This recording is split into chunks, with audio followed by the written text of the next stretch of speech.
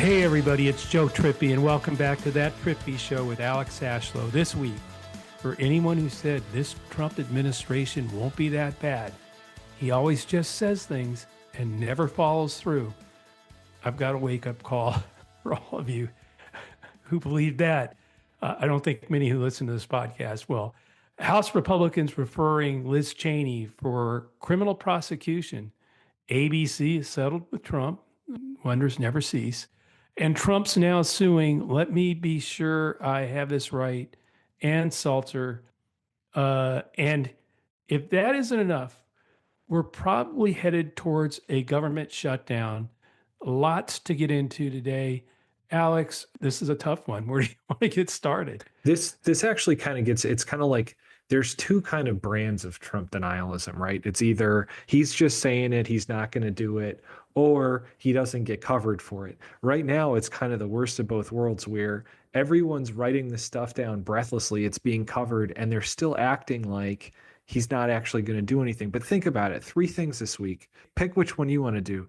The House Republicans referred Liz Cheney for criminal charges. I'm not exactly sure why. I think that the crime is opposing dear leader.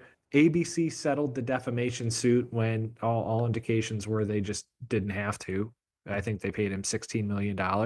And now he's suing Ann Seltzer, which I'm really have a couple of follow-ups there, but pick any of those. But I think they're all kind of saying the same thing. He said he was going to do this stuff and he's going to do it. And again, more importantly, there's no one in the Senate on the Republican side or the House that seems that they're going to get in the way of any of this stuff, which means they're enabling him again to do all the things he said he was going to do. I mean, that's the thing. It's the House Republicans referred Liz Cheney for criminal charges. And like you said, for what exactly? Well, we know what it's about. This is the revenge and retribution tour, and his enablers on the Hill are, going to do it. My point is, there's no guardrails at all. There's no one. Everybody thinks, well, no, maybe there's 3 votes in the Senate or 4 votes in the Senate that somehow the crazies in the House don't have control. Not have control of the House majority. The party is terrified of his MAGA supporters and him. I'm talking about elected officials in the Senate and the House, and by the way, evidently ABC is too. This is how this thing descends. This is how it's how we got here. It's another sign of where things are going to go, including, we started this out with government shutdown. In a lot of ways, it's like this monster that's lost control of different, it's given birth to other monsters and it's lost control. And so, Johnson's not going to be able to put the votes together. They're kind of going after each other. And in the end, the side that matters is the side that wants to please dear leader no matter what. The Ann Seltzer thing is just like unbelievable. So now, even if you somehow succeeded at this, so no pollster can ever produce a poll that says dear leader's going to lose because that it's insane. I mean, that now you would think a lot of this stuff would just get dismissed out of hand. But then, of course, with McConnell and everybody making sure the judges are in the right places at the right time, who knows? He's going to win some of these. Yeah. No, he's definitely going to win some of these. See what happens if the Ann Seltzer case gets all the way to the Supreme Court, because they may outlaw polls that say dear leader is losing. I mean, that's where we're all headed. It's where we are. Yeah, it's where we are. But where we're headed is, do not believe for a second that there's some moderate or set of people, reality-based people in the Republican Party who hold office today, who have the courage to stand up to any of this. There are no signs in those 3 things that we've talked about. I mean, whether it's House Republicans referring Liz Cheney, have you seen anybody in the Senate step up and say, oh, no, that's a bad idea yet? I mean, we'll see. And even if they did, it's the House that's referring the charges. And who are they going to refer them to? Oh, let me think. Who's going to be over at Justice? I, I just can't remember. Oh, Cash Patel or whoever. I mean, but will they confirm him? Of course they will. This is my whole point. And then you had ABC caving on a case that had no merit. And you now have them going after, you give them an inch, they're going to go for the whole thing. Now they're going after Ann Sulzer and any pollster that, quote, got it wrong and helped rig the election. That wasn't rigged. And we can go in circles about this, but Biden and us Democrats were so good at rigging things in 2020, you would have thought we would have done a better job in 2024. But of course, it's all bullshit. It's all lies. As Stuart Stevens says, it was all a lie. It always has been a lie. It just strikes me that like every article about any of this needs a footnote that says, by the way, they've had a 40-year head start with the Federalist Society and the courts and everything. So like, do not assume sanity here. Do not assume that at some point this stuff is going to get blocked. Like, Yeah, for anyone who had their heads in the sand, this is a big wake-up call. But the problem is, it's not that they had their heads in the sand. It's that they won't. That's what I'm saying. I'm talking about we didn't have our heads in the sand. They do have a Republican majority in the Senate and they have it in the House. Those people don't have their heads in the sand. They are either, and we've talked about this forever, they're either hostage takers or they're hostages that are so afraid of their hostage takers, the MAGA caucus, and Trump, and now Elon Musk, who's calling them all up and saying, by the way, do what we say, or I'm going to pay for someone to primary you with millions of dollars. These are not people that are going to stand up. This is the wake up call. But there's no one in that party who's going to wake up. They were wide awake. They're wide awake right now. They know better. Many of them do, but they don't care. They want to stay with the power and they want to bow because the safest thing for them to do is to bow to dear leader. And so, that's where this is going. Chris Murphy tweeted about this, and I agree. All of this is by design. It's all to force a chilling effect and crush any resistance or negative coverage of Trump. You're already seeing it with the media, with ABC bowing down. And even during the campaign, newspapers were refusing to endorse against him. I mean, MSNBC is up for sale because Comcast doesn't want the headache of a potential Trump fight. And so who's talking about buying it? Oh, wow. I know it's supposedly a joke.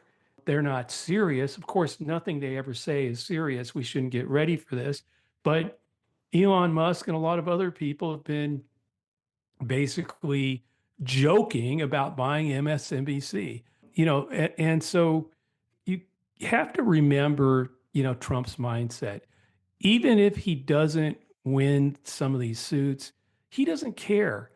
When he, lost a suit against a journalist in the past, he said, quote, I did it to make his life miserable, which I'm happy about, unquote. It's all about the martyrdom, about, intimidation. It's all about making sure that the next suit doesn't happen because it's just not worth it. All it gets you is a bunch of legal bills and in a bunch of trouble. So a lot of these media companies are saying like, screw this. Let's just shut down that one network or, give up on it. Or let's pay a few $1,000,000 and drop the suit or get out of this because it's not worth it. We'll be dragged through the courts. And by the way, if it ever got to the Supreme Court, who's going to invest millions and millions of dollars fighting a lawsuit that's going to go to the Supreme Court with the court? I mean, who would be stupid enough to do that? That's what we're all up against right now, which again gets to, sorry, but I'm going to do it one more time. Guys, we have to create and own our own networks. It's just the way it is. There's no one coming to help us. Journalism has, if you think that journalism is going to stand up to this, think again if you haven't figured that out yet. And so, no, can they overreach? Do they go so far that the American people wake up and realize that this wasn't what they asked for? It's not what they didn't want to spend time seeing Liz Cheney on trial, under investigation. They didn't want to see pollsters sued because they, quote, had a bad poll. I mean, it's insane. But yeah, that's what's going to happen. And it's really, how do the American people react to that? And the thing is, with X and the disinfo and the literally the insidiousness of the networks the propaganda networks, there'll be probably a lot of people who won't be able to get enough of the Liz Cheney investigation. And in the end, Right. I mean, you saw that with the yeah, Hunter Biden stuff yeah. last And time. so there's Yeah. the only way to fight that disinformation, to fight the propaganda, isn't to play on the propaganda platforms. It's to create our own and to build a pro-democracy social network and community. And I'm not going to turn this into another plug for Says Us, but folks, we'll talk to you about it when we sign off, but I hope people will check sez.us. We're now in the Google apps. So we are an app on Google and we'll be in Apple in a few weeks, hopefully. So where do you want to go from here, Al? Before we move away from this, there's one more point. And I saw someone tweeted on something along the lines of, "This is the end of polling as we know it," and with respect to the lawsuit. And I'm not sure I'm willing to go that far, but this is part of that playbook. If you've got all of a sudden, it's all part of that idea to sow distrust in not only institutions, but in anything that gives you any sense of anything other than dear leader's winning and he's winning by a lot. I mean, we saw this in Africa, right? I mean, it's how we beat Mugabe in Zimbabwe. I mean, there's a very clear playbook here that is very, very scary. There's already, it has been for, I don't know how many cycles, clear that the polls, can get it wrong. Okay. Let's just be, reality. The difference is it's really pretty simple. A poll is a snapshot on that day or over those 3 days at that time. They're not predictive at all. And anybody who has been, a consultant in the business, whether is it Democrat or Republican, you talk to Stuart Stevens and Rick Wilson from the Republican side, and we talk to them all the time, obviously, because of the Lincoln Project work we do. But none of us take those numbers to the bank ever. But unfortunately, the same press corps that's letting us down now played them to the hilt. Oh, it's really close. We're all, keep clicking, baby. And so you now have, there was already a loss of faith in polling accuracy for sure. And Seltzer has one of the best reputations of accuracy of anybody who polls. And even she said when the day she released the thing that, hey, maybe I'm wrong and maybe polling doesn't work the way it used to. And if that's the case, I'll go poof. Or something to that effect is what she said. We can dig up the quote, but she said that. So guess what? She was right. But that's not a grounds for suing somebody because they were part of the conspiracy to steal the election from you. I can't wait to see the proof of that. And that's the one thing about some of these suits, which may have been why ABC caved. There's got to be, there's this thing called discovery. So if Trump sues Ann Seltzer, he gets to see all the emails and she gets to see all their stuff. And it'll be interesting to see how much they pursue this case. I'm talking about from the Trump side, because there will be discovery. And I'm not too worried about Ann Seltzer having something in her emails about how I really want to cook this poll. I just don't think that's going to happen. So, but ABC may have been worried about discovery of what happened, what emails were there between, their anchors or reporters that they didn't really want people to see the light of day. Ergo, hey, let's just settle this damn thing. It may not have been out of fear of Trump so much as, hey, this is going to let people know, see how the sausage at ABC is made. We don't need to go there. It's only cost us 16 million bucks to make it go away. I don't know the answer to any of that, but those are all real potential things that are actually, that's probably more likely in my mind than ABC, actually caving to Trump over some concern that he would win more money in the case. I don't believe that. All right, so this is a follow-up question. It's actually from Scott in Oklahoma City, and he wants to know more. You started on this topic a few weeks ago, but there's no way Trump ends up cutting taxes for the middle class, right? Of course not. Dan Gilmore covers this in his newsletter, Cornerstone of Democracy, which you should all be reading. We'll link to it. Here's his take, and I agree with it. Quote, what longtime Trump observers know, dear leader is going to keep the promises he made to his extremist supporters and enablers. To do that, he's going to betray the regular people that let themselves be lured by a siren song of improvement in their lives, unquote. You look at the stock market, it's already all over the place. Fitch is saying that they're quoting them, get ready for a bumpy ride, unquote. And we already aren't going to see as many cuts from the feds next year. He is going to keep, I agree with Gilmore, Dan, he's going to keep those promises. He is going to deliver tax cuts to his wealthy friends. He's going to deliver business to his wealthy friends. He's going to wallow in the profits himself, probably. I mean, for sure. There's no way with tariffs. I mean, look at Elon working the Republican House to and Trump to ditch the continuing resolution to keep the government open. You will start lining some of these things up, any one of which could derail the economy or crash the market. But I don't think, again, it's not what they're worried about. What they're worried about, he's going to listen to Elon. He's going to listen to his MAGA cult followers, and what he promised them, he's going to do. And they're going to demand it. Otherwise, like I said, that's how you're getting the continuing resolution dead right now in the House, because enough MAGA members of the House are not going to be there and have ditched the deal now because of Elon and Trump.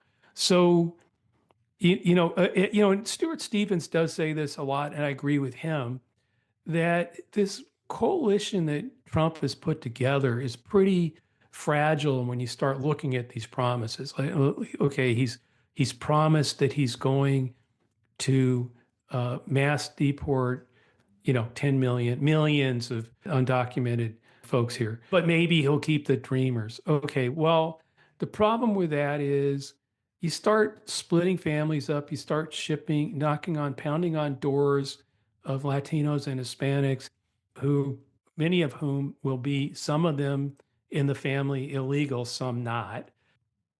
And they're talking about, well, we'll have to, if we want to keep the families together, the citizens go with the illegal immigrants, the undocumented. We send them out too. Okay, well, I don't know. That may make his MAGA base crazy. I don't think it keeps the Latinos that he won staying with him, the Hispanics staying with him. If he doesn't do it, if he backpedals, maybe he can keep his Hispanic that he's pulled over to stay in, and give Dreamers a path to citizenship, whatever. And MAGA will go freaking out of its mind. So you can go down all these different scenarios. The tariffs are obviously going to drive inflation up, and that's the other one. The one that, like, look, the biggest bullshit line ever devised by anybody is to tell you that inflation's going to go down, prices are going to go lower, we're going to go back to cheap gas. And I too reminisce about 36 cents a gallon gasoline as I was walking to high school in 1975. Okay. There's a reason it's not 36 cents anymore. Prices go up, they do not go down.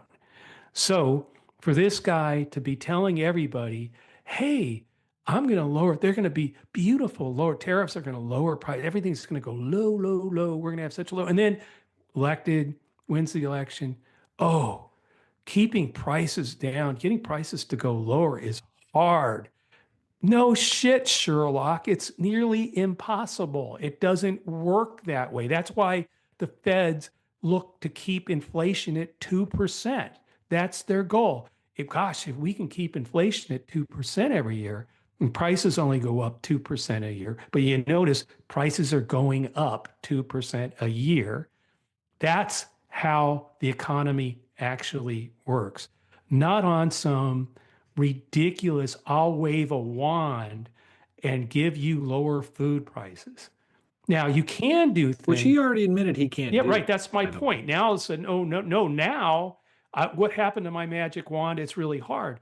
But you can do things like lower the cost of insulin. You can do things like negotiate, use Medicare to negotiate lower drug prices on for us. You can do things that lower the. And by the way, somebody was doing that. I can't remember who. It was not. And there was somebody else who was trying to undo that, and is probably going to undo that.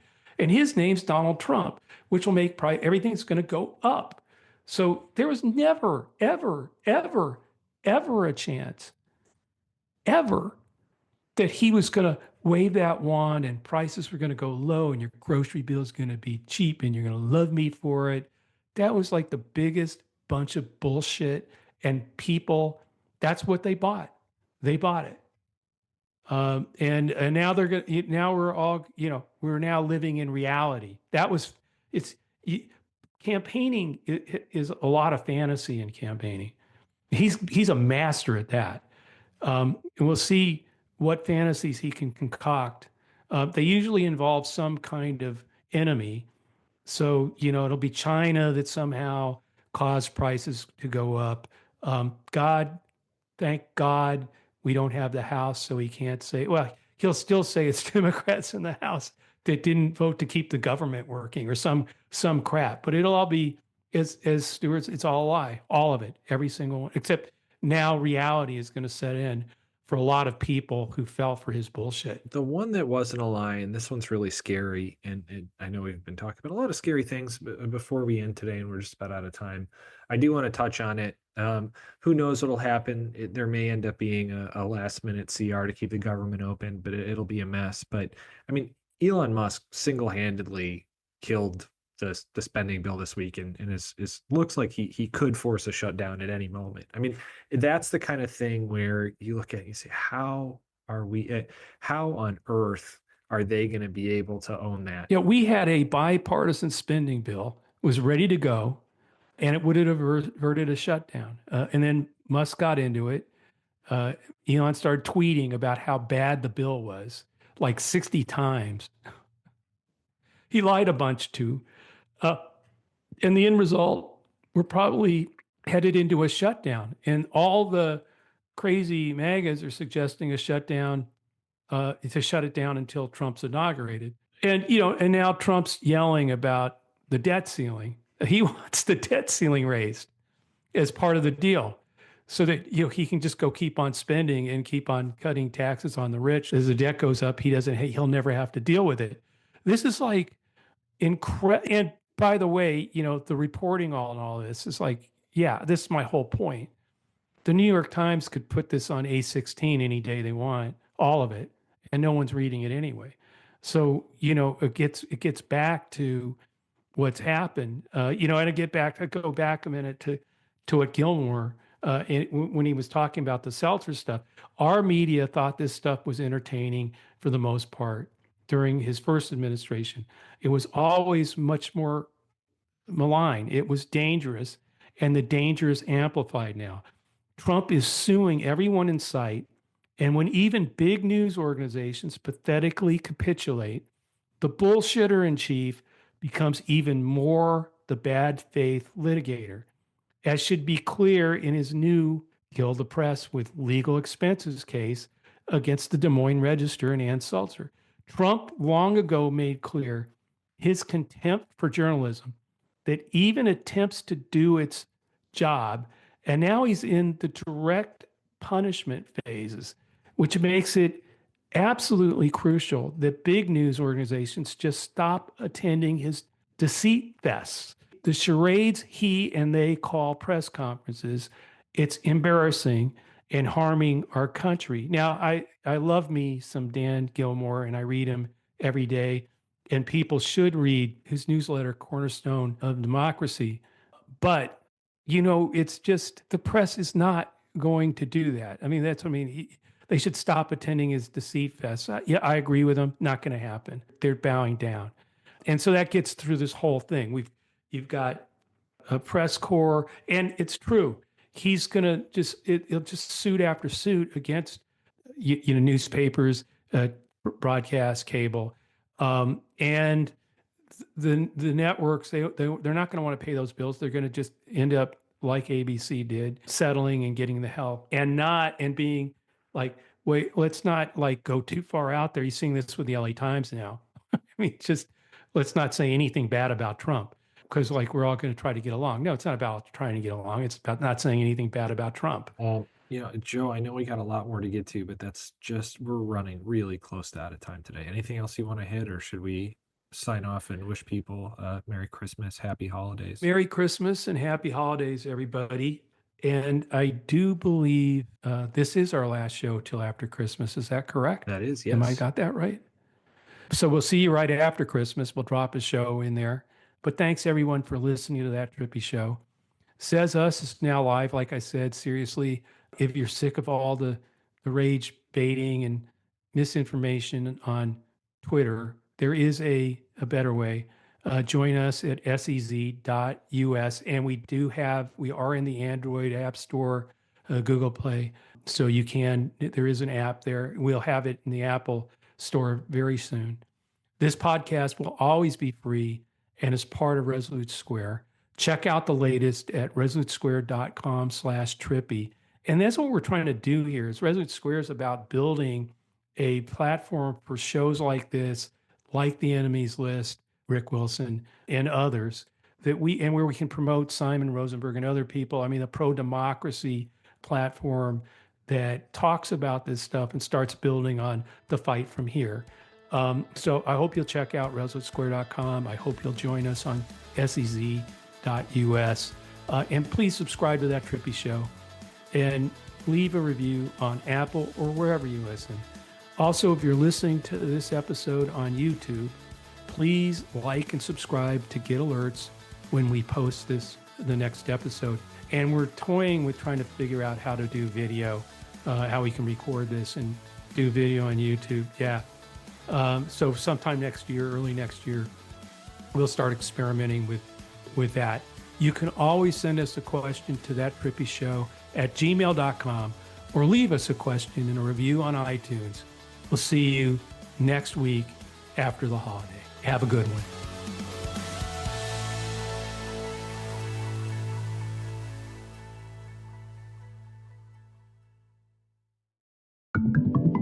Resolute Square.